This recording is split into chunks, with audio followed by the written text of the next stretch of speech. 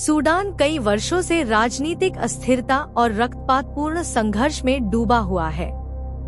2021 की सैन्य तख्तापलट के बाद से देश वस्तुतः दो हिस्सों में बंट गया, एक ओर सेना और दूसरी ओर अर्धसैनिक बल रैपिड सपोर्ट फोर्सेस (RSF).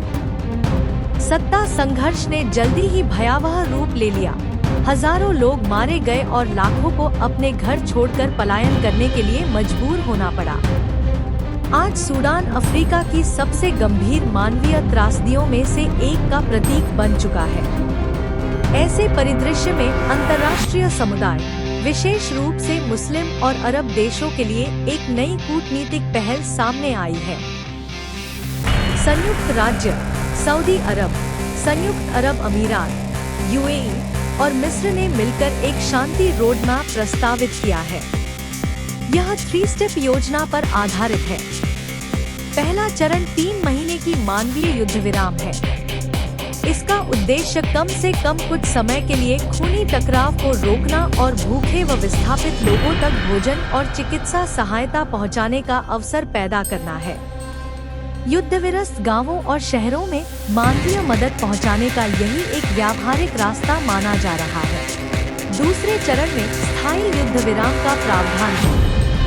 लंबे समय तक असफल बैठकों के बाद अगर अब इसे स्थायी रूप से लागू किया जा सके तो यह सूडान के इतिहास में एक बड़ा मोड़ साबित होगा।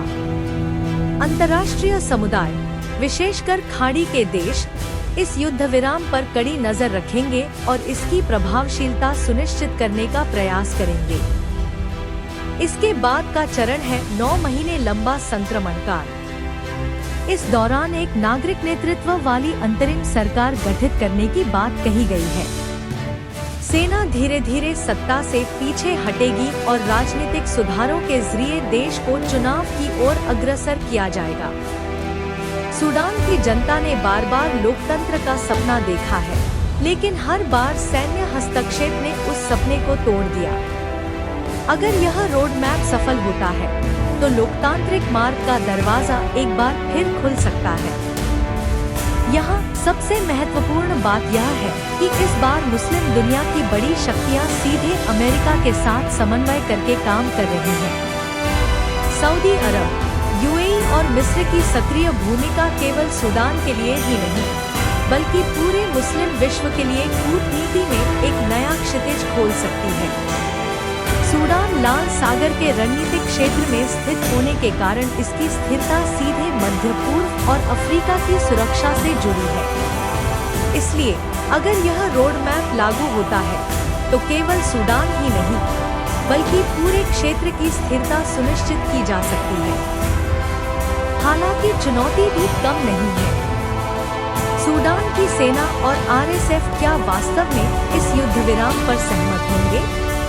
अतीत में कई बार वे शांति वार्ता में बैठकर समझौता कर चुके हैं, लेकिन अंततः उसे तोड़ दिया है। इसके अलावा कुछ क्षेत्रीय शक्तियां हैं जो अपने हितों के लिए संघर्ष को जीवित रखना चाहेंगी। इसके साथ ही लोकतांत्रिक सुधारों की कमजोर नींव भी एक बड़ी चुनौती है।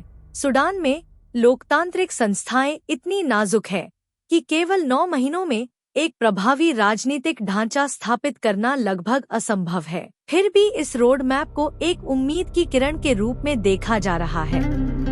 मुस्लिम दुनिया लंबे समय से कूटनीति में विभाजित रही है, खासकर क्षेत्रीय प्रतिस्पर्धाओं के कारण। इस बार यदि वे एक साथ मिलकर सूडान में स्थायी शांति स्थापित करने में सफल होते हैं तो यह उनके लिए एक ऐतिहासिक उपलब्धि होगी। साथ ही यह भी साबित करेगा कि मुस्लिम देश केवल बयानबाजी में नहीं, बल्कि वास्तविक कदमों में भी मानवीय जिम्मेदारी और राजनीतिक दूरदर्शिता दिखाने में सक्षम है। सब मिलाकर कहा जा सकता है कि सूडान का शांति रोड मैप केवल एक देश के संकट को हल करने की योजना नहीं है, बल्कि यह मुस्लिम दुनिया की एकता, कूटनीतिक शक्ति और मानवीय जिम्मेदारी की परीक्षा भी है। यदि यह पहल सफल होती है तो यह पूरे मुस्लिम दुनिया के लिए एक बड़ी जीत और भविष्य के लिए प्रेरणा का स्रोत बनेगी।